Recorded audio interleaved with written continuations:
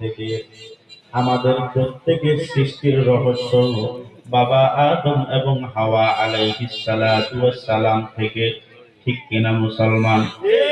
আমাদের আসল বাবাকে আদম আলাইহিস সালাম, হযরত আদম আলাইহিস সালাম, আদি পিতাকে হযরত ইব্রাহিম আলাইহিস সালাম, আমাদের আদি মাতাকে, পৃথিবীর যত মানুষ জন্মগ্রহণ করেছে প্রত্যেকের বাবা আর মা হলেন আদম এবং হাওয়া। শুধু মুসলমানদের জন্য না রে বাবা, হিন্দু, খ্রিস্টান, বৌদ্ধ যত ধরনের মানুষ দুনিয়াতে জন্মগ্রহণ করেছে এই সব মানুষের গোড়া কিন্তু একটাই, এক নারী এবং এক পুরুষ থেকে সৃষ্টি হওয়া। বাবা হলেন আদম, মা হলেন হাওয়া। এখন প্রশ্ন হবে, হুজুর সবার বাবা মা যদি একজনই হয় তাহলে আমরা তো মুসলমান হইলাম, হিন্দুরা কেন হিন্দু হইল, বৌদ্ধরা কেন বৌদ্ধ হইল, খ্রিস্টানরা কেন খ্রিস্টান হয়ে গেল? প্রশ্ন জাগেনি আপনাদের মনে?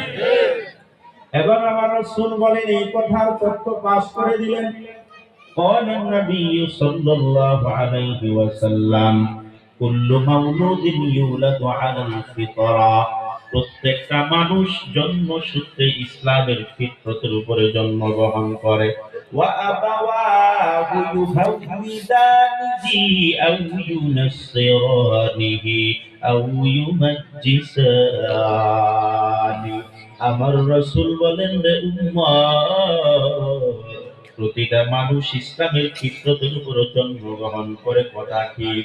তবে যেই মানুষটা মুসলমানের ঘরে জন্ম নিয়েছে ওই মানুষ তার বাবা মা মুসলমানের কারণে সেও ইসলামী রীতিনীতি, ইসলামী শিক্ষা শিখিয়া ওই কারণে সেই মুসলমান হয়েছে। যদি বান্দা হিন্দুর ঘরে জন্ম নেয় তার বাবা মা হিন্দু হওয়ার কারণে তার সন্তানটাও হিন্দু হয়ে যায়। বাবা মা যদি খ্রিস্টান হয় সন্তানও খ্রিস্টান হয়ে যাবে।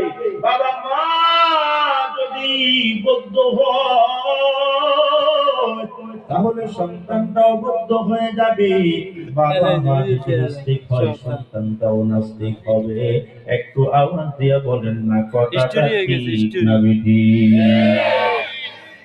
আমরা তো জন্মগত সূত্রে মুসলমান, কারণ আমাদের বাবা মুসলমান,